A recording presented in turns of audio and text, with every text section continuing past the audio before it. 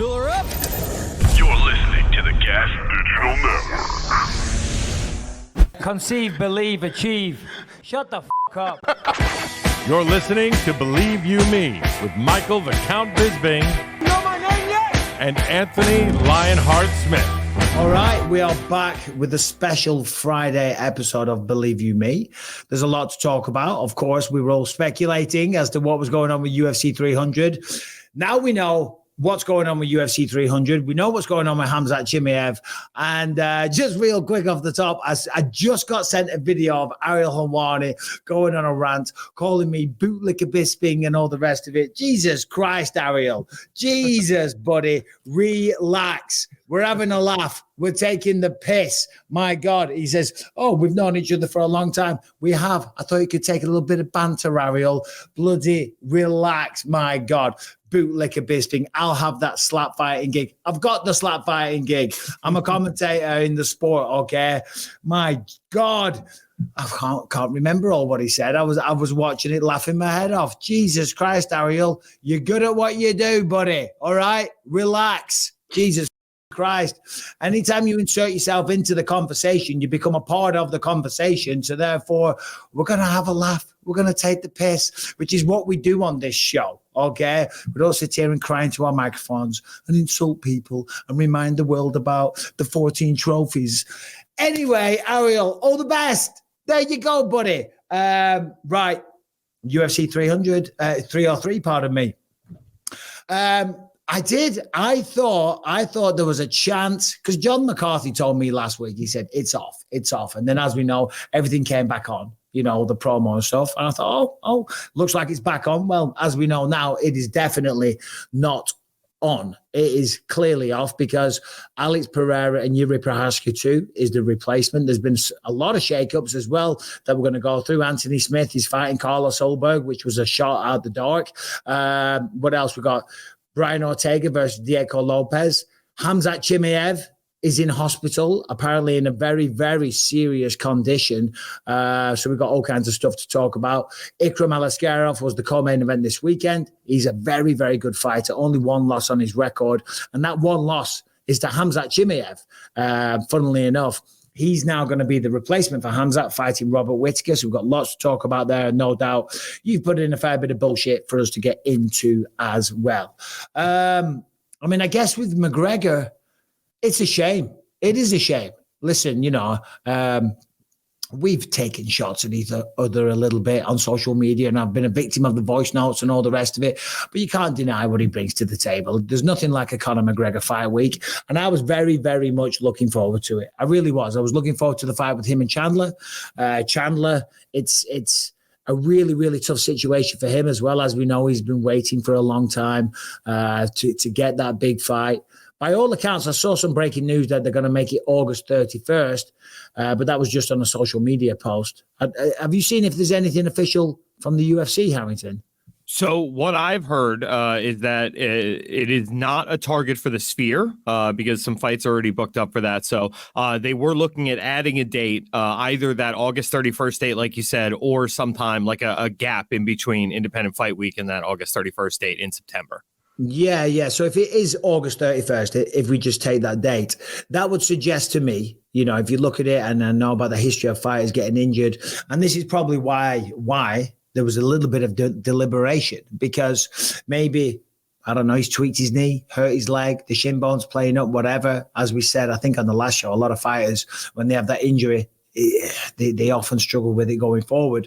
And I would assume, and again, this is a lot of assumption, that there was an issue with the leg, but it wasn't that bad. And they're kind of saying, well, let's push it back a little bit. And they didn't know what they were going to do. And I'm sure his management team around him said, look, listen, you don't want to come back half-cocked after 3 years away, you know, and come back and give Michael Chandler an even bigger chance of winning because you're injured for the last few weeks and you can't train. So let's push it back a little bit. And I'm assuming UFC didn't want to announce it because they don't want to announce it and not have a main event when the fight's so close. So rest up McGregor, Chandler, keep doing those kettlebell swings, keep giving those TED Talks, and keep doing what you do. Michael Chandler, stay with it. And August 31st, I hope it goes down. So it's a shame, but the fight's still going to go ahead. But I tell you what, Alex Pereira. I was laying in bed this morning thinking about Alex Pereira taking that fight. And I saw a post from Adam Catchell from TNT Sports and the Fight Disciples. And he said, he was talking about Alex Pereira. He's in Australia, or he was in Australia a couple of days ago, doing like a PR tour and just meeting fans and stuff like that, doing appearances and stuff. He broke a toe in UFC 300 against Jamal Hill. Apparently, he's broken another toe somewhere along the way. So he's got 2 broken toes. He's currently in Australia, and he's got 2 weeks until the fight, and he's going to take on the samurai himself, Jiri Prochazka. And after the schedule he's been on, what he's achieved in such a short space of time, the star power that he has amassed, he's become one of the biggest stars in mixed martial arts. He's a 2-weight division champion, and the schedule has just been unbelievable. Alex Pereira, take a goddamn bow.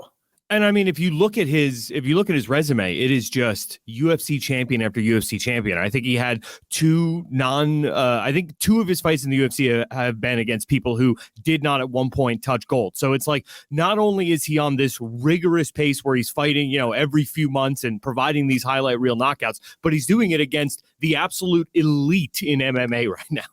Yeah, no, it's ridiculous. I mean, when you look at his record and the fact that listen, the narrative is, and it's probably the truth, he was kind of fast-tracked to fight Izzy, right? But he won 3 fights, 1, 2, 3, 4, 3 fights before he got a shot at Izzy, and he beat him in round 5. But he took an immediate rematch. Do you know what I'm saying? So when I'm speaking about the fighter and the strength of schedule and stepping up on short notice, the fact that he went straight away, I'll fight Izzy again. Now, granted, he'd beaten him 3 times, but there was no pontificating. There was no bullshit. There was like, straight away, let's do it. He beat him in November. He fought him again in April in the very, very next fight. And he got knocked out. Moved up to light heavyweight, beat former champ Jan Blachowicz, Jiri Prochazka, and then Jamal Hill. And now he's going right back in again, over Jiri Prochazka. You know what I'm saying? So this is why this sport is so amazing. For people like that, for people like Alex Pereira that have that kind of, for want of a better cliched statement, that warrior mentality. He really does. He's like a throwback fighter. Do you know what I'm saying? He's like, and we'll get to Robert Whitaker in a bit. He tweeted yesterday, anyone, anywhere, anytime. And Robert Whitaker's another one. Do you know what I mean? You just got to absolutely have ultimate respect. Do you know what I mean? And 303, it's not Conor McGregor, but it's still a bloody good fight card. And Jiri Prochazka was doing pretty good in that fight. Yeah, he did get drops, but he was having success. And then, as we know how the finish came. But Jiri, after that fight with Alexander Rakic, I'm very, very excited for that fight. So, unbelievable. Yeah, and it's guaranteed fireworks, right? It's like, if you need to replace somebody with the star power of Conor McGregor, I need somebody who I think has a very good chance, one way or another, of that fight ending in a first-round knockout. Right? Like, that's what the bloodlust in the fans is real. So to replace it with something where it looks like all action on paper is, that's a pretty sweet ace in the hole to have for the UFC. Yeah, no, it is. It is. Here's one thing I spoke about yesterday. I did a little YouTube video, and I said, and I wondered, I'm just thinking out loud, will McGregor ever fight again? I think that's a fair question, because if he injured it in this camp, there's a potential that happens again. I mean, look at Chris Weidman and the troubles that he's had. He got a good win recently over Bruno Silva, but the leg issues have been kind of consistent ever since that break. Anderson Silva, even though it kind of takes away from my victory over him, he was not the same knockout artist that he was. You know what I mean? And who else is there? There's been a few others over the years. And for McGregor, he's tried to come back after 3 years away. He's got a lot of other stuff going on outside the fight world. Obviously, he just did the Roadhouse movie. I think they're doing a sequel as well now. He's got businesses galore, Lamborghini yachts. The leg just gave way. If it happens again, and that's the thing, he's going to have to be very, very careful. He's going to have to train with recovery in mind, because if it happens again at 35, and it's a quick turnaround, August, it's only around the corner. We're halfway through July now. July 15th, this Saturday, I'll be back in action at the Apex. June 15th, pardon me. Did I say June or July? You said July, but I thought I said July, and then I second guessed myself. It's the CTE. Come on, Ariel. I've got CTE. You would have mentioned your 14 trophies. What about the Hall of Fame shit behind me? Again, jokes. Relax, everybody. My God. Yeah. I mean, I hope McGregor comes back. I really do. I really do. And I hope it's a massive fight and may the best man win. And for Michael Chandler, again, I'm repeating myself, but you do feel for the guy. Waiting all this time, finally gets the fight. He's about to fly to bloody Dublin for the press conference. That gets cancelled. Then he's been hanging in limbo, waiting to know if the fight goes ahead. And here we are. But silver lining, August is just around the corner. And it turns out that Jiri Prochazka, when he said that's pretty good speculation, turns out the speculation was absolutely spot on. And no wonder he was smiling. And listen, Jiri Prochazka, man, it takes two to tango. As you said, that fight is absolute guaranteed fireworks. So, yeah, I can't wait for it. I don't know if I'm going to be there now. TNT Sports, they're not flying us all out there to cover the event. I'm still going for the Power Slap, Ariel, and I'm still going for some other reasons as well. I got a bit of filming stuff to do, but yeah, UFC 303, man. That's the great thing about this sport and the UFC, right? And you can call me a company man or a bootlicker Bisping, right? Call me what you want, right? Oh, I will. I already talked to ad sales about getting you a Timberland deal for these. Let's go. It's unreal because, listen, it's not McGregor, but it's still bloody good. I mean, so the new card is Pereira versus Jiri, Brian Ortega versus Diego Lopez. That's the co-main event. That's unreal. And then Anthony Lionheart Smith versus Carlos Ulberg. Not to mention, we've still got Ian Machado Gary versus Michael Page, Mayra Bueno Silva taking on Meisha Jasson, and that's your main card. Unreal.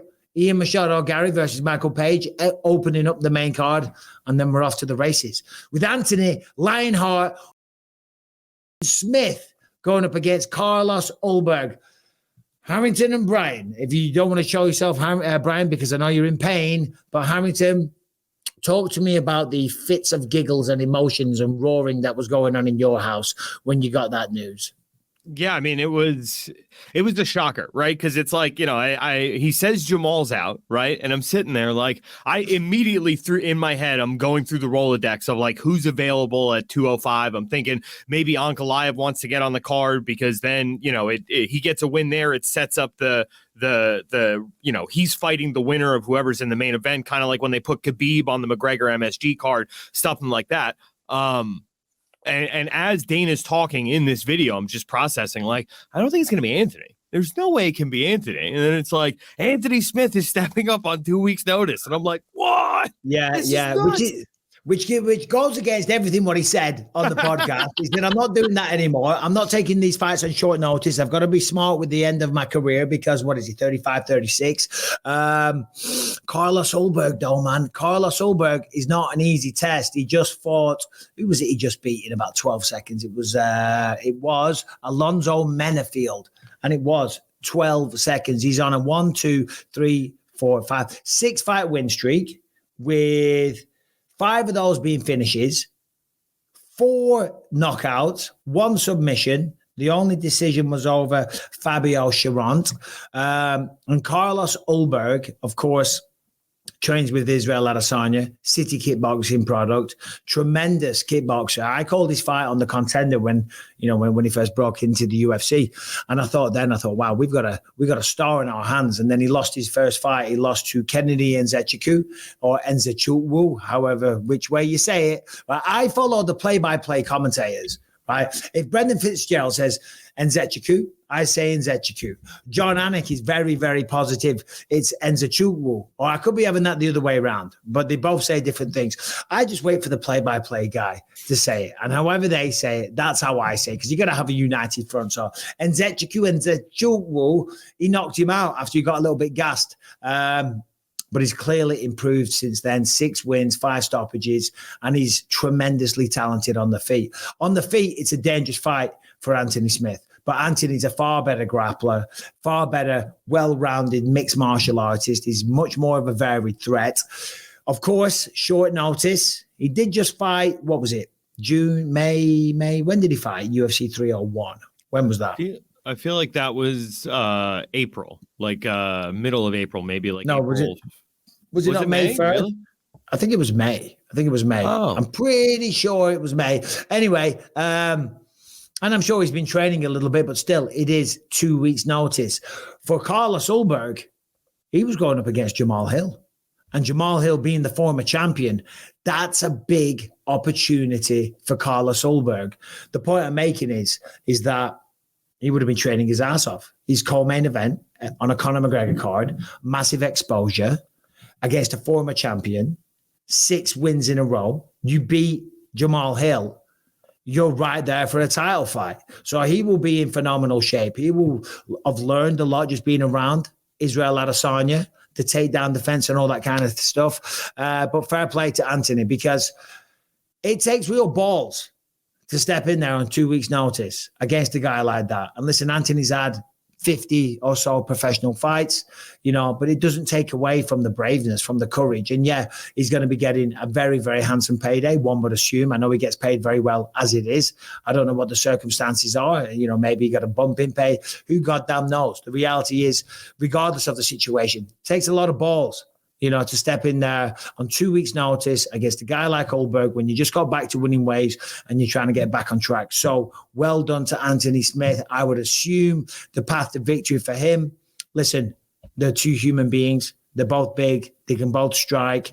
But I would assume that Anthony's going to be looking not to jump a gilly, because I don't expect him to be shooting in like Vitor Petrino, but wrestling, takedowns is going to be a big part of the game plan for Anthony. Yeah, I mean, with somebody like Ulberg, who, as you pointed out, has had stamina issues in the past and likes to stand on the feet and throw absolute bombs at people, that does seem like the cleanest path to victory there. But yeah, I don't know. I'm excited to see them strike on the feet, right? Because I was super excited to see Jamal fighting a guy like Ulberg, and I think Anthony is. There's something about Anthony where I think he's going to want to stand in the fire with him for a bit, and trade those bombs and then go for those takedowns. Yeah, I mean, well, he's going to have to. All fights start on the feet, as we know. And Anthony, whilst being a very good grappler, isn't like a college standout wrestler. He can wrestle, he can shoot doubles and singles and all the rest of it, just like I could. And I grew up in bloody England, for crying out loud. Didn't wrestle a day in my life. So Anthony can shoot, but he's not like that kind of college guy. So he's going to use the striking to set up some takedowns, push him up against the fence, drop down for a single leg or a high crotch, switch back to the double, chain wrestling type of stuff. I assume, who knows, maybe he's going to say, fuck it, I'm just going to go out there and swing. But if he beats Carlos Ulberg, he's all of a sudden, he's back in those conversations. All right, this episode is sponsored by Mando, which comes from the makers of Lumi deodorant. And Mando is going to make you smell fresh. And it is clinically proven to control body odor for up to 72 hours, wherever you stink, the peats, the package, the feet, and beyond, okay? This is a great smelling product, but if you're one of those guys that sadly, or a girl that suffers with body odor because you sweat a lot and then the sweat dries and then you start to smell and it just is unattractive, and we're not being childish about it. Some people suffer with it, some people not so much. But if you're one of them, the Mando whole body deodorant is what you need. It was created by a doctor who saw firsthand how normal body odor was being misdiagnosed and mistreated.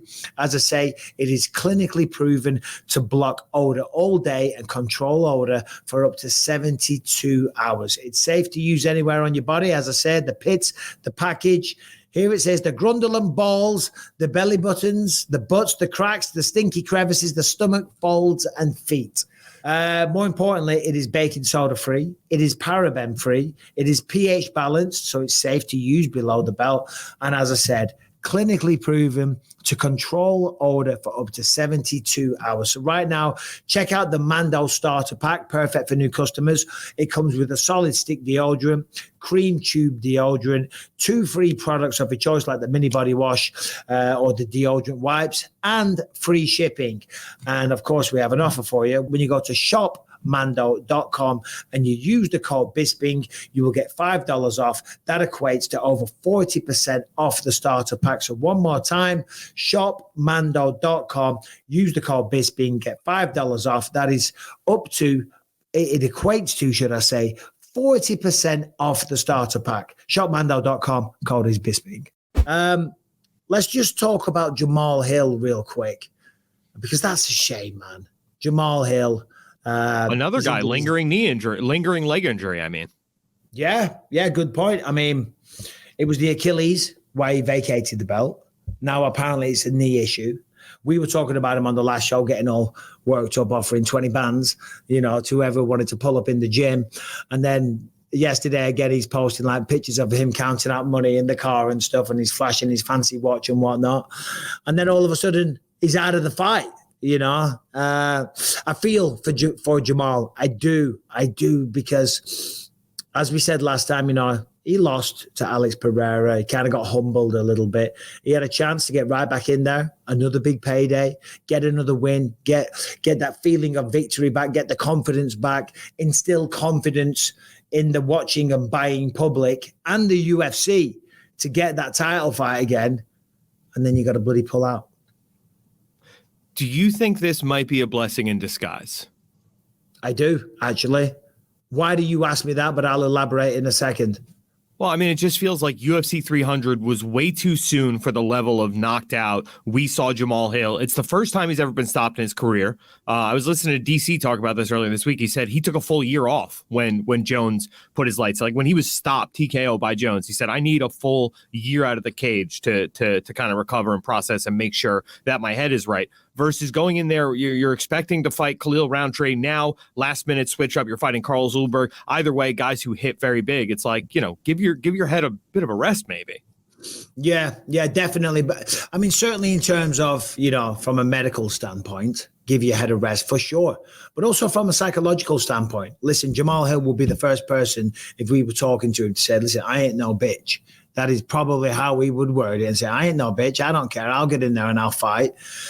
But you don't know the lingering effects of getting stopped like that until you're in there. And Ulberg is tall, he's long, he's quick, and he's got a great skill set. So I do think it is a blessing in disguise because without question, Jamal Hill has got a tremendous amount to give this sport. Coming back, it was I think it was probably not a knee-jerk reaction because it's been, a couple of months. When the fight goes down anyway, I mean, 300 to 303, it's 3 events, but it's a relatively quick turnaround. And it's like, you feel that anger, you feel pissed off, you feel people talking shit online. That's why he was doing that video and you want to get back in there. So the anger inside him is probably why he wanted to get back in there so quickly. But there is a real effect of taking that kind of damage, taking shots like that. And when you step in there, you're kind of like, shit, I didn't realize this. Last time I did this, I got sparked. Granted, he didn't get knocked out, but still he got dropped badly. And it can affect you. It can make you a little gun shy is the expression that they use. Skeletons in the closet, a little bit of psychological damage. And often it is better to slow roll that. I've talked about it before, but when I fought Dan Henderson the first time and I got bingoed, there was again, same thing. You don't realize it until it gets near to fight time. You're like, oh shit. Yeah. I remember this feeling again. And I remember what happened last time, but we're all different. We're all different individuals. So maybe I'm way off on the mark there. But I do think, to answer your question, probably a blessing in disguise for Jamal Hill, maybe. Well, I mean, I guess it also, depends on the severity of the knee injury, right? Like if he's got an ACL, MCL, and a meniscus tear and he's out for 18 months, then yeah, I feel like a dickhead for saying that. But if it's a sprain that's preventing him from training or making it to the cage and something that he's going to be better from in 6 weeks and then he can get back to training, I don't think he's even going to be that mad when he looks back on this. No. And I just hope that it isn't anything serious because that'd be such a shame. Could you imagine you become champion of the world after fighting your ass off to get it? Then you tear your Achilles, you come back, you lose the return title fight, then you come back straight away to get back in there, say, put that in the rear view mirror, and then you tear an ACL or something of that nature. So I hope, I really do for Jamal's sake, that it isn't anything like that. So yeah, Jesus Christ, I never even thought about that. Right, let's, what should we talk about? Well, I mean, before we leave 303, can we just do a little prayer for Ian Machado Gary? I mean, No, that why guy was... Why are we saying a prayer? I mean, that guy went and tried to move heaven and earth to get on 303 so that he could be on a Conor McGregor card. Conor at the top, the second coming at the bottom of the card, opening it up. The true superstar moment for Ian Gary was on the horizon, and now McGregor's nowhere to be found. You are correct, but the first thing that pops into my mind, if I was to say a prayer for Ian Gary, the Bryce Mitchell fans are going to come for me. They'll be like, what the hell, man? Y'all do a prayer for Ian Gary, but y'all won't do a prayer for Bryce Mitchell, you freaking one-eyed Cyclops. I knew you were the devil, and gravity ain't real. Oh, shit. Yeah, you're right. I mean, he did. He manifested this, didn't he? He wanted it to be on the McGregor fight card. Oh, shit. That's funny. That's a good fight, though. I'm excited for that. MVP, Ian Gary. Very, very excited for that one. It's a tough fight for both men. A very, very tough fight. There is other stuff to talk about. I'm excited to see Diego Lopez, by the way, getting a big fight, a co-main event. I mean, Diego Lopez, unbelievable. Talk about just shooting to absolute superstardom in a record amount of time. I mean, what was it? UFC 300, that fight against Sadiq Youssef, first round stoppage. Pat Sabatini, first round stoppage. Gavin Tucker, first round stoppage. UFC debut, short notice. Movsar Evloev didn't get the job done, but almost finished him several times. That man is an action-packed fighter with probably the best hair in the UFC. What do you think? The man. I think it's O'Malley, if we're being honest. Like, that guy is the one who's made his hair. He's made his hair his brand. Like, his hair is merch now, you know? But sorry. For some reason you said O'Malley. I thought Aljamain Sterling. You're right. I don't know. I think Diego Lopez, when it comes to the hairstyle, that's more of an every man type of cut. You know what I mean? If I didn't put some product in it, if I didn't rush it, I could have that flopping down. Although my hair goes super curly, crazy curly when I don't put anything in it. I think if I was to do a Sean O'Malley, if you were to do a Sean O'Malley, I think if the majority of the population did the Sean O'Malley, we'd look like absolute helmets, to use a British expression. All right. I guess, everything is cyclical. So like the mid 2000s are back now. The aughts are back, just like the 90s were back a decade ago. And that was the emo kid haircut for every kid I went to high school with. So, hyped to be seeing that in the UFC octagon. Kind of out of nowhere, out of left field. I know, our boy Ariel was first on the scene with this, saying that Diego was going to be looked at for this possible fight here, and for him to get this, that kind of rocket ship that he's on is pretty crazy. Yeah, no, absolutely, and going up against Brian Ortega. I mean, we all know what he's capable of. The fight that he had with Volkanovski, the win that he just got over. Who was it? Who did he just fight in Mexico? Yair Rodriguez. Tremendous fight. It really is. It's amazing what the UFC did there. Call me a bootlicker all day if you want, but hey, how can you not? I mean, it's a whole new bloody fight card. Do you know what I mean? Pretty much. 3 new fights on it. Unreal on the main card. Unbelievable. I see here, Harrington, it seems like a good segue here. In the non-MMA, there's an Alex Pereira story. Visiting a pediatric hospital. And I think there's a little link there, Brian, as well. But give us some details on that, because I haven't seen this. It was just that, as part of Alex Pereira, like you said, he was out in Australia doing the haka and all that. He did find time in there, to make it to a children's pediatric, cancer unit, where he brought the belt in and he talked to kids about the values of perseverance and fighting through what you're going through. He even said he talked to one kid, who was training Muay Thai, but was, forced to give up the practice when the illness hit. But he was just talking to that kid about fighting. And I don't know, it's a pretty cool moment for, the UFC champion of the world to spend time with kids like this. No, it really is. I mean, certainly when you consider the demand that will be on his time now, and he's down in Australia. He will be on a crazy schedule, traveling all over the place. Australia is a big, big country, so you're going to go to different cities. You're jumping on planes. When you fly to Australia, like when we do a Perth show, it's like 15 hours to Sydney, then another 6 hours over to Perth. It's like the same size as the USA, thereabouts. So the fact that he's taking time out of his day to go and do that is just unbelievable. And he just, again, speaks volumes about the kind of person that Alex Pereira is. And the kind of thing that I find so unique about Pereira is, listen, he's a monster inside the octagon. Clearly, he's got a soft side. But he doesn't talk. I mean, he has got like a sense of humor. I mean, you see some videos of him and he laughs and he has some funny things to say through his translator. He doesn't speak English, and he's kind of a very stoic individual, but he's got massive star power, and like anywhere he goes, there's just like massive fanfare.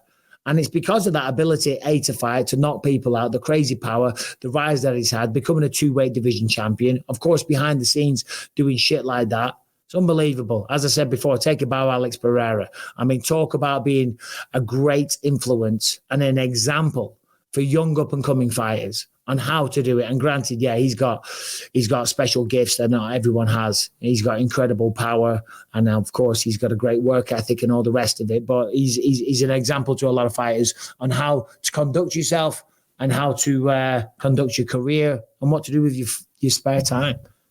Yeah, I mean, it's like there's almost a piece of like Anderson in it. You know what I mean? Like where he's super zen, super respectful of everyone. But, when that octagon door does close, it's absolute terror for 25 minutes for anyone who's locked in there with him. It's super fun. It's fun to have a stoic Brazilian champion who doesn't speak English. I love it.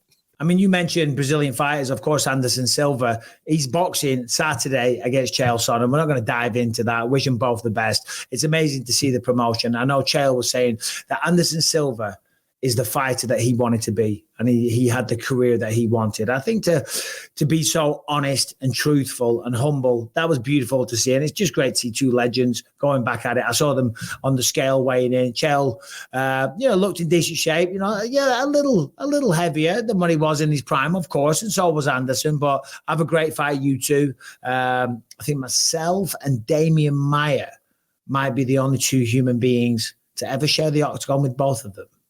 Ooh. Little claim to fame there. So best of luck to them too. Also, there's something in here about another one about Alex Pereira and the Boston Celtics, Harrington.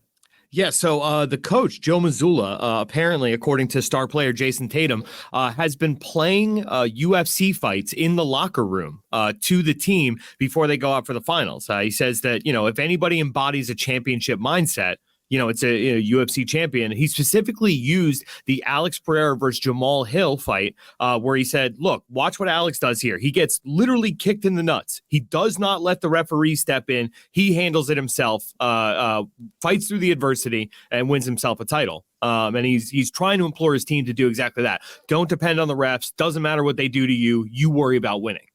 Yeah, that is fantastic to see. And again, it's another recognition of the kind of level that Pereira's reaching. And I hate to bring myself into it, but it seems that they're doing that a lot, because I told you, didn't I, recently? I forget what team it was. I think it was the Philadelphia Eagles. They wanted to fly me up there. They had a big game coming up, and they wanted me to go in and give a pep talk and speak to the team beforehand and just talk about perseverance and not giving up on yourselves and stuff like that. And I think it's great that the mixed martial arts and the UFC has reached such a level now to where they are using examples like Alex Pereira to influence and inspire the athletes on a football field, Unreal.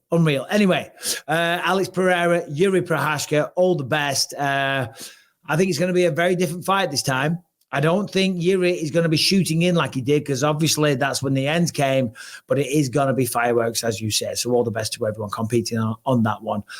All right, today's episode is brought to you by the 8 Sleep Pod cover. I've talked about this a lot. I love this thing. Rebecca loves this thing. The 8 Sleep mattress pod cover, it just slips right over the mattress like a normal mattress cover. And then it has all kinds of heating and cooling technology built into it. So you get a comfortable night's sleep.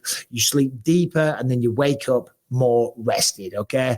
It's very, very simple to use. You just put it on the mattress, as I said, like a mattress cover, and then you can set either side of the bed as low as 55 degrees or the other side as high as 110 degrees. Obviously, you just tweak it. Then you have the app that gives you all the necessary info about your sleep. It tells you your resting heart rate when you sleep. It tells you your quality of sleep. It tells you exactly when you were awake and asleep throughout the night.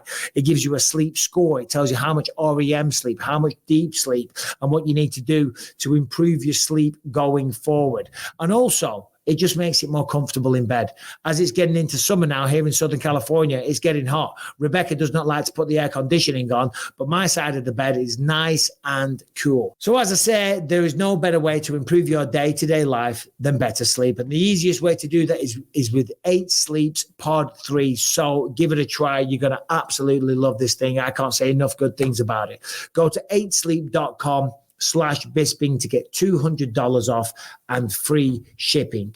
8sleep.com/Bisping to get $200 off and free shipping. And by the way, the reason why this is so important is because the body needs to drop in temperature when you fall asleep and then slowly start to rise. So I just want to point out that the pod cover doesn't stay at that temperature that you set it at. Then it goes on like its program and alters and changes throughout the night, so you get the perfect night's sleep. Anyway, 8sleep.com/Bisping to get $200 off and free shipping. Harrington, I sent you a little Instagram clip about a woman getting ripped off.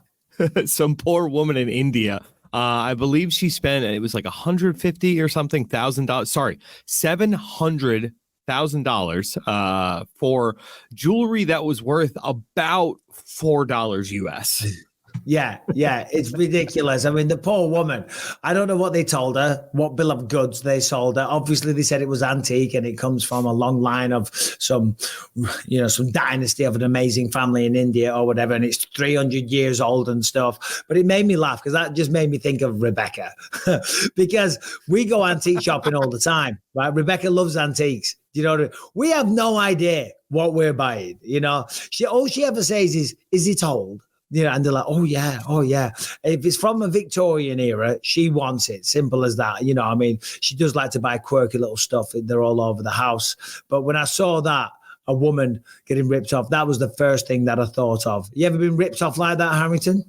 I have actually. Like immediately I saw this story and I identified with this woman. I was in Cuba. There was like a very brief window where Americans were able to legally visit Cuba, and like, you know, spend time there, get a visa super easy. So I went down there, had a blast. And I think like wow. That's interesting, Harrington. What? That you went down to Cuba. Dude, it's honestly one of the coolest places I've ever visited. I recommend it to anyone if you get the opportunity. Go check out Havana and the surrounding areas. But so I was down there and some woman ran this scam where she was like, "Hey, I'm the like lady who I'm like the bus lady for the buffet at the hotel in the morning, right? Like, fucking good seeing you, whatever." And she takes us, you know, where she's like, "Oh, God, I got this great place. Come check it out." And it was this cigar place. And it was like these dudes in a back room who were like, yo, when Fidel got ousted, these were like, you know, boxes of his cigars were saved. And I fell for it hook, line, and sinker. They were like, you know, this box is worth X amount of dollars. I'll give it to you for, you know, $200. And I think between my buddy and I, we had maybe 300 on us. So I was like, let's get one box. We bring that back to America. You can sell every cigar for $200. We'll make a killing on this thing. And within, I don't know, 20 minutes of getting out of there, I processed like, oh, we just got screwed. Yeah. And oh, by the way, you can't get money out of the bank in Havana. Like if you're in Cuba, you can't go to an ATM. You can't go to a bank. You have no access to your funds, only the cash in your pocket. So we literally just turned our pockets out and said, all right, we have $87 for the next 4 days of this vacation. We got to figure out a way to make this work. And of course, nobody wants to buy Fidel Castro's old cigars of Harrington in Cuba, so you couldn't resell them. I was just trying to think if I ever been ripped off, and of course I have many times. And it's a very long story. When I went to New Zealand for the World Championships, have I told this? I must have done. We stopped off in Bali. It's a tremendously long story, so I'm gonna do the elevator version of it. We had a layover. They weren't going to let me into the country initially because there wasn't enough time on my passport. They were going to fly me back to England. I was 16. I was arguing, saying, listen, I don't want to come to Bali. I'm trying to get to New Zealand. They said, right, okay, well, you got to stay where the lost and found luggage is. You got to wait there. You can't leave the airport. And so I was waiting there all night. The guy that I was traveling with, my chaperone, if you will, the adult, he disappeared off into Bali. And I was people were coming over with complaints about lost luggage and this and that. And I'm getting involved in all the conversations. I'm well, no, to be fair, he's got a good point, and this and that. So I was driving them crazy. In the end, they walked up to me about 3:00 in the morning, just threw my bags at me and said, get out the airport, but just make sure you come back for your flight. I'm yeah, of course. And I'm wandering around and I couldn't find a hotel. And, in the end, these guys take me back to their hotel, these two German dudes. And they say, oh, we've got a spare room. And we go back there and I wake up. I had a few drinks. I was hammered. I was only 16, but with the travel, it went to my head. I wake up on the balcony and it's just glorious sunshine. And obviously it was the middle of the night.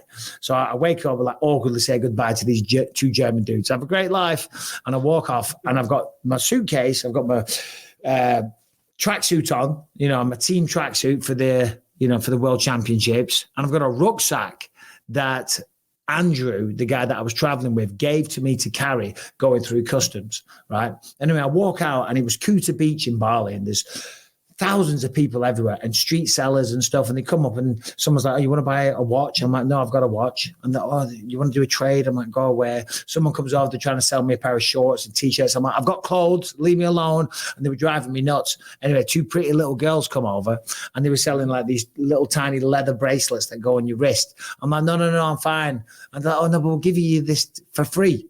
And I was like, and they were good looking. I was 16. I was like, oh, okay. So they tie them on and then they go, right, now you pay me.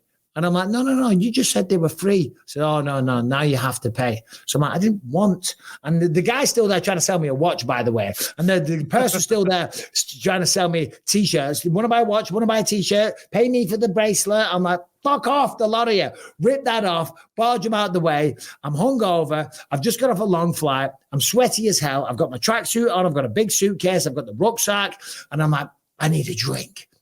And I look around and there's a Kentucky Fried Chicken. And it was just it was all it wasn't like a developed area, but there was a Kentucky Fried Chicken just standing out. And I walk in and it's got air conditioning. And I'm like, oh my God. I said, can I have a Sprite? And they get me a Sprite. It was the nicest taste ever. Anyway, I went to pay and I went to pull my wallet out. And the bastards, they got my wallet. They got my passport. They got my traveler's checks. They got everything. I've been completely robbed. By the little girls, the bastards, they got me. And that started off a whole catalogue of a nightmare. Number one, so I'm 16. I'm stranded in the middle of Kuta Beach, Bali. Right? I'm like, right, what do I do? Go see the police. I go to the police station. I eventually, after ages, find the police station. I walk in. They take a police report, and that's it. You know what I mean? What else have they got to do? I'm like, shit, right, well, now what? I've got no money. I've got a suitcase. I've got this rucksack. I'm like, holy shit. Well, I guess I better get to the airport. And the airport's 20 miles away. So I start walking, and as I'm walking, and I leave the town, and it goes into almost like a desert road, but it's not desert, but like a dirt road. And it's just a sign airport that way. And I'm walking and walking. I thought I was going to die. I was like, water, dragging my suitcase along. And then honestly, it was bad. It was bad because it was hot as hell. And I've got the tracksuit on. I've got the suitcase and the rucksack. And I'm walking along. And in the distance, I can just see this very dusty building. And on it said import, export. And I thought maybe they can help me. So I walk over and I go into there. And this guy was so nice. You could see. He didn't speak English, But he could tell this guy's a kid. What's he doing here? He gave me some food, drove me to the airport, and then there I was pretty much arrested for having no documentation or anything. It was a whole nightmare. So anyway, I have been robbed. Anyway, enough of that shit. We're going to talk about Khamzat Chimaev. Khamzat Chimaev versus Robert Whitaker. Very, very important fight in the middleweight division. Khamzat, undefeated, has this aura around him, kind of like the bad guy when he flipped off everyone, when he missed weight, when he was supposed to fight Nate Diaz. Didn't give a shit. Some of the performances have been incredible. The first rounds have all been incredible against Usman and Gilbert Burns. He kind of faded, so there's this narrative. But regardless, if he was to beat Robert Whitaker, he would probably fight for the belt next. Dricus du Plessis was talking about that recently. Everyone's looking forward to the fight. I had tremendous respect for Robert Whitaker for taking that fight. Just shows the type of man that he is. And then I started seeing rumors yesterday that he's not going to be able to fight. And then I see this picture where he's tagged and he's in hospital. And then the video comes out of Dana talking about it. And I forget the words. What did he say? Violently ill? Is that how we worded it? I don't remember the exact word. I just remember him. That is what he said. Yeah. That's what he said. Yeah. Violently sick. So, and I spoke to some people that are close to Khamzat's team yesterday, and they said, yeah, I mean, we don't know if he's even going to be able to ever fight again. Whoa. You know, so the main thing is right now for Khamzat Chimaev, I mean, just recover, get better. Just recover, man, because it sounds like it's something serious. It really does. So fingers crossed it's nothing serious. But the show must go on, as they say. Robert Whitaker tweets or posts, anyone, anywhere, anytime. As I said, Ikram Aliskerov was supposed to fight this weekend. Only one loss on his record. He's a Dagestani. He's a former world Sambo champion. No doubt he's an international master of sport as well, because they all have that on their Wikipedia pages. 2 wins in the UFC, but they were knockouts. And if I'm not mistaken, in the first round, and they were electrifying knockouts as well. So that's a tough fight for Robert Whitaker, but nowhere near the kind of credit, you know, the risk and reward, you know, like the risk and reward for Anthony coming into this one. If he pulls it off and gets it done, he saved the day, he stepped up on 2 weeks' notice. And, you know, we're cooking with gas, baby. Just took out a guy on a 6-fight win streak. The risk, of course, is that, you know, he takes it on 2 weeks' notice and loses the fight. The risk and reward here for Robert Whitaker is that he's fighting Khamzat Chimaev, but a man that's undefeated, who's a big superstar. Now he's fighting Ikram Aliskerov, a guy that's really, really good, a guy that's got tremendous skills, but nowhere near the profile of a Khamzat Chimaev.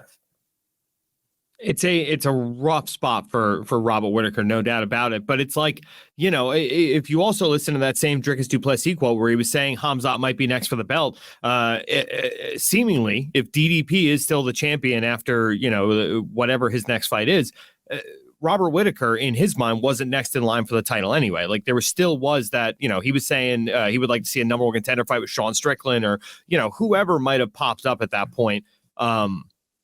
It's tough because he has the 2 losses to Israel Adesanya and he has the 1 loss against DDP. So it's like, you know, would I rather fight Ikram Aliskerov and then need to fight one more guy for a title, or would I rather fight Khamzat and then need to fight another guy for the title? You know, like it's, I understand what you're saying, but if a title shot wasn't guaranteed off a Khamzat win, this might be good for Whitaker, maybe.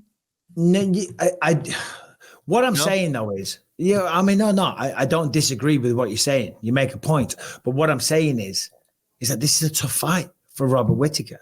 You know what I mean? So, like, you know, you lose to Ikram Aliskerov when he just lost to Dricus du Plessis. Of course, no shame in that. You know, it just derails him.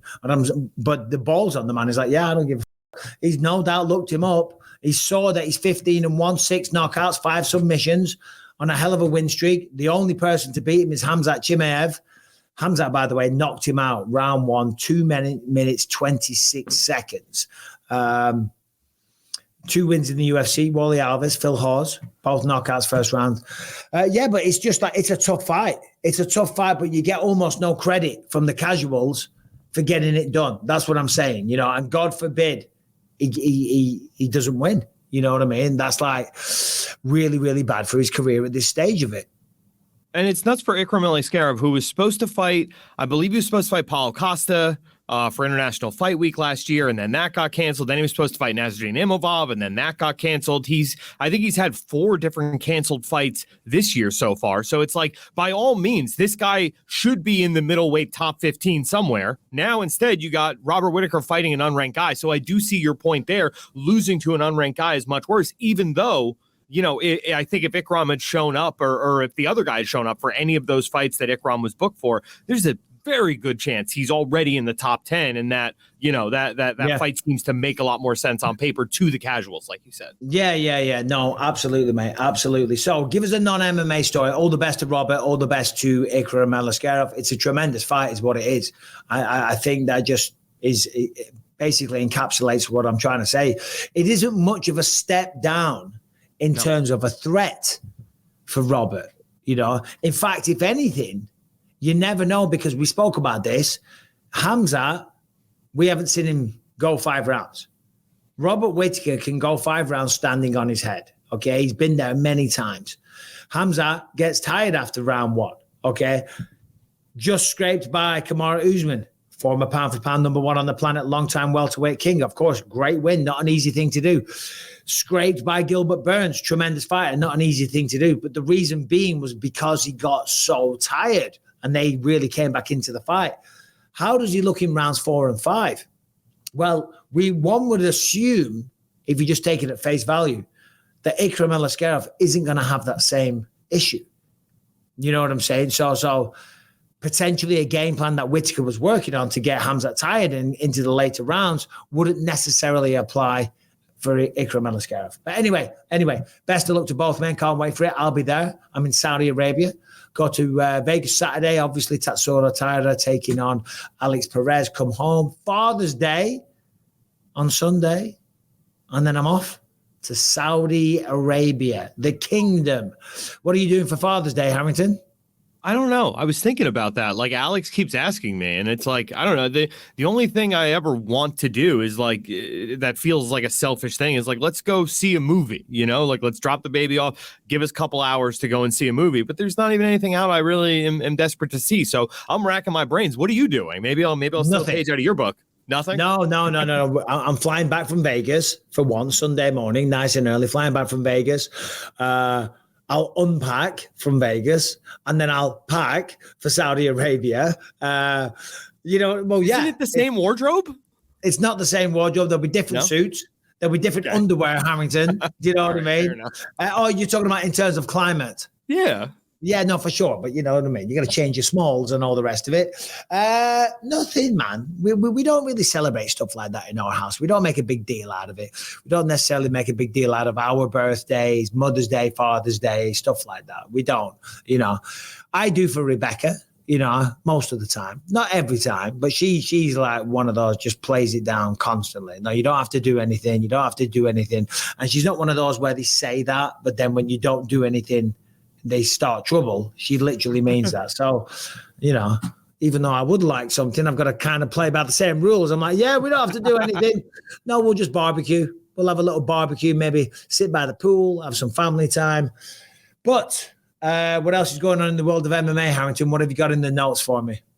All right, let's see here. Well, I mean, I think this one's kind of fun. Our boy, friend of the show, Eddie Hall, had himself a little 2-on-1 MMA fight. And I mean, this probably stole every headline from the week. Like, this is all anyone wanted to talk to me about come Friday afternoon last week.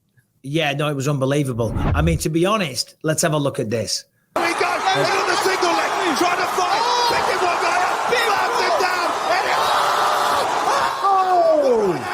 For Eddie Hall. That right hand that he connects, just look at this here, throws him up in the air, boom. Jeez Louise.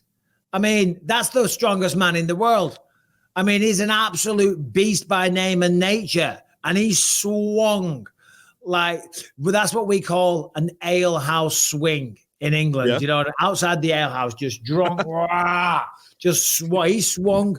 I mean, that kid's lucky he survived. My God. But I will look at that. Look at the size of Eddie Hall. Look at the muscles on him. Look at that.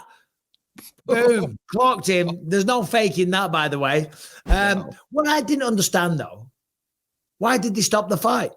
The other guy was still going. And by the way, Eddie, congrats, brother. I am not trying to take away from your victory here. What are you shaking your head at, Harrington? The other guy was gassed and desperately holding onto a single leg and taking shots. I want to see blood, okay? I want those little shits stepping in there with that big man. They deserve to be taught a lesson. All these little guys with the small man complex, they're like, oh, finally, two of us, we can take him. We're trained. We have skills. I feel like 4 of them couldn't have gotten it done. Yeah, that.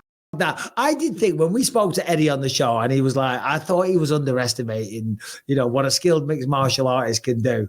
Yeah, man. Well done to Eddie. Unbelievable, mate. And now I think he's going to fight. I saw something else. Who's he going to fight now? I don't know. What's he called? Mariusz Pudzianowski. From not KSI. What's it called? That's a dangerous fight. That's another world's strongest man. Yeah, I know. Bear. What's it called? The Polish promotion, not KSI. That's the YouTuber. KSW? KSW. There we go. Yeah. Apparently he's going to fight him next. We're going to get him back on the show again. What a great down-to-earth guy he was. Bro, check that out. It was 30 seconds left in the third round. He could have done that at any moment. You know what I mean? Like if you can pick a man up and power bomb him WWE style, you could have done that a minute into the first round. You gave the people a show. God bless Eddie Hall, man. Hey, he gave the people a show, but as I say, those two guys there, they thought, right, okay, we're going to take this big man down. We are sick of being looked down upon, literally, okay? Because the reality is, people that are a bit shorter, they have a serious complex. They really do. Like the small man complex thing really is a real thing. The Napoleon complex, because I know some people and they make up for it in other ways. It doesn't matter. It's not a big deal. If it's a sensitive issue for them, I will go there because I know it's a sensitive issue. But for me, it doesn't matter here or there. But they thought they were going to take down the beast, man. They were out of their goddamn minds. What else we got, Harrington? Well, I think the biggest thing that people here would want to hear from you about is Tom Aspinall says that he has spoken to Leon Edwards. Leon apparently reached out to like a sleep consultant to get him, on the right sleep schedule for this UFC 304 main event, which is going to be taking place obviously pretty late in the day in England. So Tom says that rather than pay the sleep specialist himself, he's just going to listen to whatever that guy told Leon and do exactly that. Because he's a northerner. Do you know what I mean? Simple as that. The man's a champion of the world, but if he can piggyback and get the info for free, let's go. That's called being smart. I'm excited for that card. In Manchester, it's going to be phenomenal. It's going to be good to be back. And yeah, it's at, 5 o'clock in the morning. People are still pissed. People are still annoyed. People still message me about it like I've got any goddamn say in it. And I did see that. It was Tom talking to Leon Edwards. I mean, the thing is now they do have the Performance Institute to lean on, and they have experts. I don't know. Is that who Leon spoke to, or did he hire somebody himself? I think he said, according to Tom, he paid out of pocket to hire, some guy. So. Yeah. And I did see what Leon said. Leon said, the guy said to Leon that you don't really want to stay up all night and then sleep all day because your body needs sunlight and all the rest of it, which is pretty much exactly the opposite of what I did, because I just stayed on California time. When I flew out there, you don't stay asleep all day because it's almost impossible, but you sleep in till as long as you can, 1 o'clock, 2 o'clock in the afternoon. Then you go for a walk, you get a little bit of daylight anyway, and you have a late training session. And that's essentially, to be honest, what Leon Edwards is going to do. You train at about 11 or 12, something like that. And I didn't even do that. I did that like 2 or 3 times. And then by the end of it, you're like, we're almost done. The training's over. I'm on weight. Let's just go. I can't be arsed. It's 1 o'clock in the morning. I'm knackered. Let's sit around. Let's tell jokes and watch some crappy TV and just take the piss out of each other, which is what guys do. Do you know what I mean?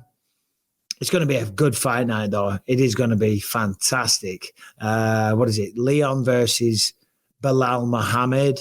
Tom versus Curtis Blades. Giga Chikadze versus Arnold Allen. Bobby Green, Paddy Pimblett. And now Manel Kopp is fighting Muhammad Makaev. Who was Muhammad Makaev fighting originally? He had a different opponent. Was it Aliskerov? Yeah. No, it wasn't Aliskerov. He's a middleweight fighting Robert Whitaker. Not. It doesn't matter. It doesn't matter. Confused all those names. My bad. Just say I don't know. I don't know. But he's fighting Manel Kopp. Manel Kopp, as we know, is a very, very explosive, dangerous guy. You know, so that one with Muhammad Makaev has got big, big title implications.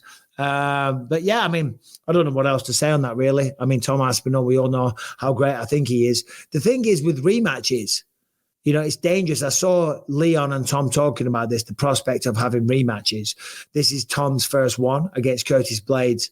And even though it was a win for Curtis, we know what happened. He blew the leg out after 15 seconds, right? So it wasn't a real win. It wasn't a real fight.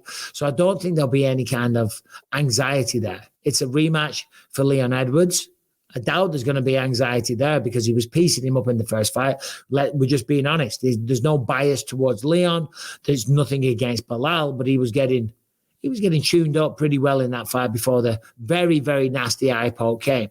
But Belal has improved leaps and bounds, you know, so it's going to be a good night of fights. I think the toughest fight on there, I do expect. Oh, well, I was going to give predictions there. I can't give predictions. I'm commentating the fight. That would be disrespectful. It's going to be a great night of fight, guys. You know, there I am, bootlicking Bisping. Not bootlicking, just being bloody professional. Okay. This episode is brought to you by BetterHelp, which is the perfect way to start therapy if you're thinking of giving it a try. You got to try BetterHelp because it is all entirely online. It's designed to be convenient, flexible, suited to your schedule. You just fill out a brief questionnaire, you get matched with a licensed therapist, and you can switch therapists at any time with no additional charge, and it's all to your schedule. So as I always say, you don't have to jump in the car, you don't have to waste an hour or so, find a parking space, walk in a room, and it all gets awkward. Whenever you can, when you're at home, just do it over your phone. If you're sitting in your car, you can just pull up. You can do it all whenever you want, completely convenient. And you got to give it a try because most people are going through something. And if you have something and this ad is speaking to you particularly, now is the time to try it. Now is the time to take the problem by the horns, regardless of what that issue is. Most of us are going through something. I always say anxiety is a big one these days. Depression, of course, is a big problem. You know, maybe you're a stressy bastard like I am. Maybe you drink too much, substance abuse issues, relationship issues, whatever the case may be. If you have something that you want to work on and become the best version of yourself and you are a busy man and you want to squeeze this in, or you're a busy woman and you want to squeeze it in, there's no better way or more convenient way than BetterHelp. So right now, go to betterhelp.com/believe to get 10% off your first month. betterhelp.com/believe. What else have we got, Herringbone? So I think the biggest thing people have been talking about lately, UFC related, is actually a piece of content that Roku put out. This new documentary, I think it's called Fight Inc. It gives people like a real behind the scenes look at the UFC, to, you know, showing off some closed door meetings that fans before this point were not exactly privy to. Yeah, so that's actually a real show, is it, on Roku? I didn't know that. I've seen some clips on social media where they have like a PR meeting for Sean Strickland, and they're talking about what he was doing and how to handle it. I saw a clip on Twitter of Aljamain Sterling talking about fighting Sean O'Malley and stuff like that. And I saw there was one other that I saw as well. DC probably? DC. Oh, DC, that's right. Let's have a look at this. No, press play, Brian. That was not DC. That was Hunter Campbell. Yeah, it's okay. Regardless of what it is. If it's a clip, play the clip. This was more intense and more difficult because we had to reshuffle the main, the co-main. You didn't go on vacation yet, did you? All right, so here's what I got. So this is between you and I. I'm going to probably announce it shortly. You and Sergey Pavlovich are going to be fighting for the interim title, Madison Square Garden. Crazy happens every Hey, you never know. I just want to let you guys know, you obviously got to think about how we want to tell MSG, when we want to tell MSG. I think that we should do this before it gets out. And then we also got to figure out, I guess I just do a video. I think if you do it on your social, it's the best option. When things like this happen, it's devastating, but you don't go crazy and lose your mind. When problems pop up, I like facing them head on and beating them. The new fight at MSG, the main event is now going to be Prochazka versus Pereira. The co-main event will We get it, Brian. Do me a favor, Brian. See if you can pull up the Sean Strickland PR meeting, because that one's pretty funny. Bring that one up. But that's cool. It's cool. It's great to see. I think a lot of fans would appreciate that kind of behind the scenes stuff and how some of these fights are made and all the rest of it. And I can only imagine that given what went down at 300, there's going to be a few good episodes coming up. 303, pardon me. Go ahead, Brian. Ready to get this started. Okay. First off, I'd love to give a little recap on Sean Strickland. He had a couple of pen ready. Yeah. He had a long speech about not allowing women to vote anymore, and that's the reason that this country is kind of going downhill. Maybe that's where we f***ed up, you guys. We let women vote. No offense. A couple choice comments about Germany and America and Brazil as it relates to his opponent. Stupid Germans, bro. These dirty Brazilians. America, you guys. We're all a bunch of degenerate I mean, it was about 26 minutes of unadulterated Sean. Yeah. CT. Gold. Jeez Louise. Well, here's the thing. I didn't even know the UFC had a PR department like that. Do you know what I mean? I had absolutely no idea, because it's hilarious, because I see all the comments sometimes, not all of them, but I have a little glance, like I said. And I saw somebody saying, oh, yeah, you know, Bisping was keeping the narrative alive that the McGregor fight was on because Dana told him that's the narrative that they want. You know, if you think they're coming to me and going, right, okay, so here's how we want you to spin it, Bisping. People still think, and I don't even know why I need to say this, because I don't. They don't tell me what to say and what not to say, although I am I'm not a genius, but I'm not a fool either. Do you know what I mean? Certain things I say, certain things I don't say, certain things that you're privy to because of my role there that you can't share, because it's just called being a professional. You know what I mean? You're in the circle of trust. It's called being a professional. But certainly there's no narratives that I am told. And as I say, I didn't even know that they had a bloody PR department. And I'm sure that is not the first, nor will it be the last time that the name Sean Strickland is brought up in those circles. Oh, that's great. Oh, man. That's good. Dude, how great would it be to get the PR footage from, like, all right, so Bisping showed up drunk to the press conference. He started talking trash about all of Canada. I would love to see that. Yeah, well, you're fighting a Canadian. You got to talk a bit of shit. Anyway, listen, shorter show today. I'm glad we managed to get one in because I was traveling at the start of the week. So that's why the first episode came out late. We will be back on a regular schedule next week. Monday, we will be doing a show. And then I go to Saudi Arabia. So we're going to figure it out, Herringbone. We're going to figure it out. But I'm going to be in Saudi. If you have a question, please send it in to bympod@gmail.com. Told you before, just have a bit of originality with the question if you can, please.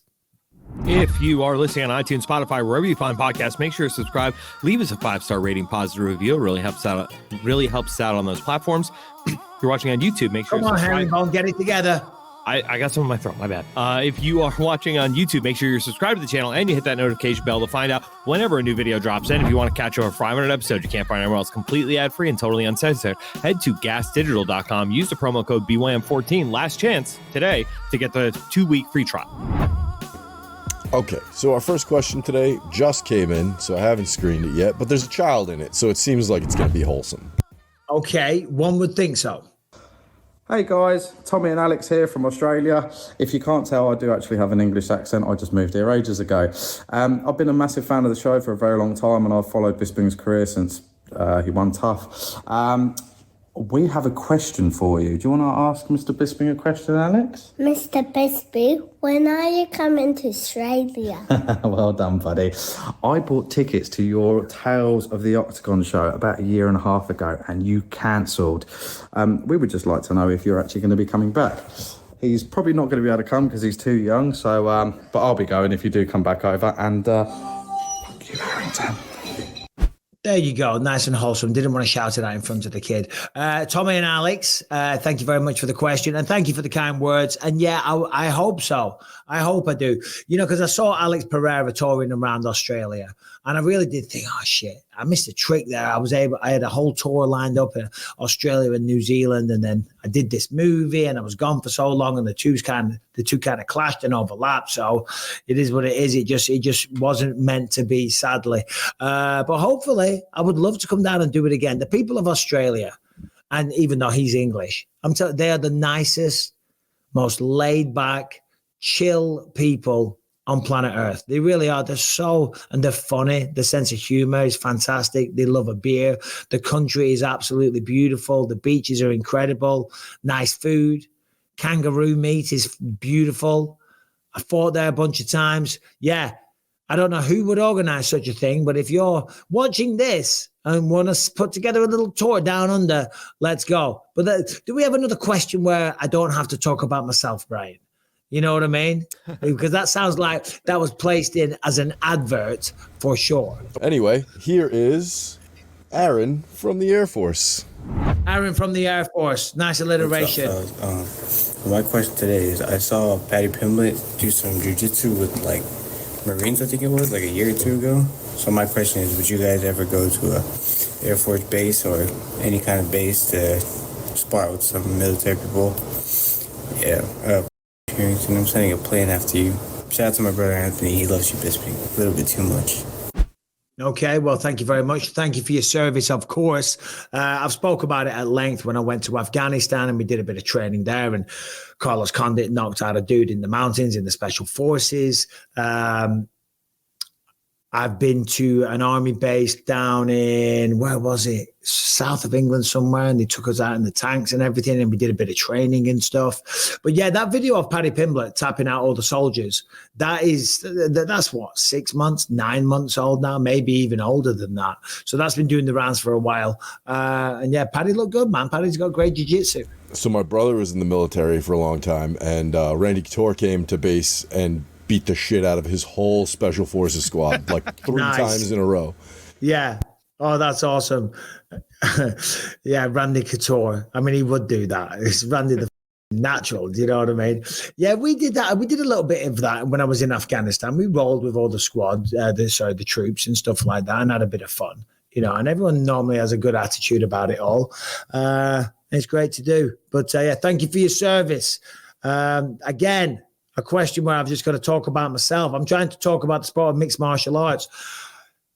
I don't want to talk about the 14 trophies that I've got, okay?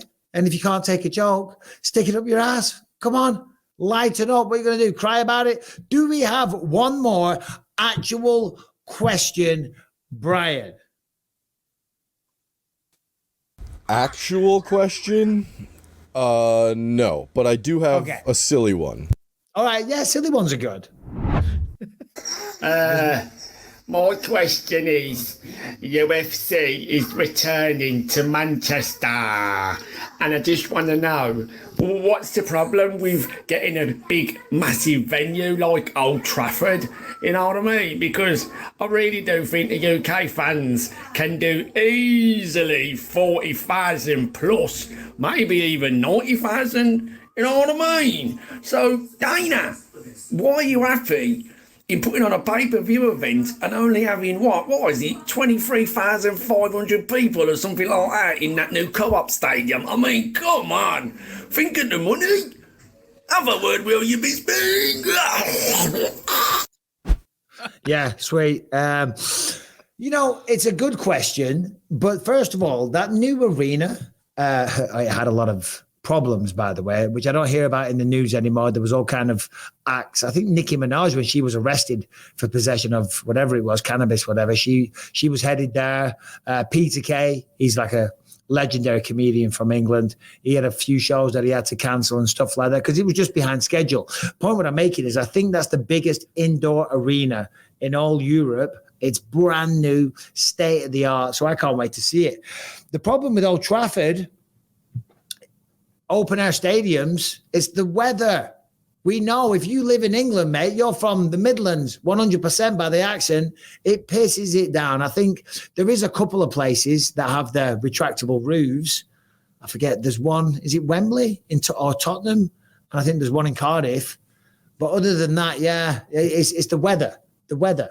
If it starts pissing it down, you know what I mean? You can't really compete. You can't be throwing spinning shit and gale force winds and hurricanes. Do you know what I mean? So, yeah, it pisses it down every goddamn day. So that is the issue. That is the problem with that stuff. Anyway, that's the show. We just snuck one in on a Friday morning.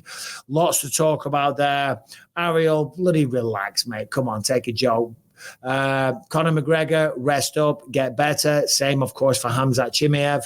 Congrats to Alex Pereira. Unbelievable. And Jiri Prochazka stepping up. Both of them short notice, fighting for the belt again. That's incredible. And of course, whoa, hold on. Before we get to that, Robert Whitaker, all the best to him as well. That's a massive show of balls. And this is what I was going to say. And of course, the one and only Anthony Lionheart Smith. I'm assuming we'll be busy for the next 2 weeks. One would assume all the best with your training. We'll reach out, we'll talk, no doubt, very soon. But if you see this, Anthony, I hope training is going very, very well. Anyway, thanks for watching, everyone. Subscribe and ring the bell if you haven't done so. See you soon.